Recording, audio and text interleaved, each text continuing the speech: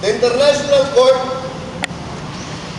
of Justice, ICJ, the International Criminal Court, the Kusuna Probusta North Atlantic Treaty Organization, NATO OTAN, armed military forces along with the Divine Dove, World Bank, United Nations military government will form a partnership with the National Liberation Front Southern Philippines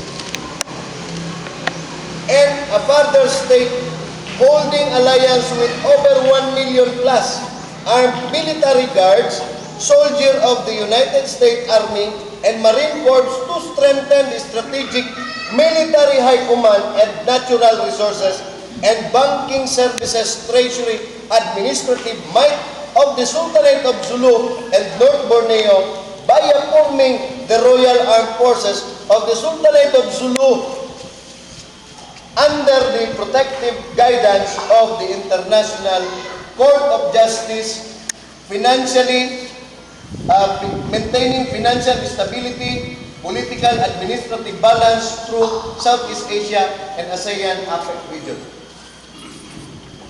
Ganong ibasa man ako siya. Gusto ko, sa matag karon ko niya, doon na tayo basihan sa atong mga nakaw. Kaya kita raba, magsigita o una-una, kini, sulod ko ani, makatabang ni. Mas maayo po, makatabang man ugaling kini, nasabta na to. Kaya usay, manawag ko. Butang man dito, di ba, sa inyong form na may mga number, tawagan ako. Oy, bay, ikaw ba si Juan? Oh, kung anong apil magkaali,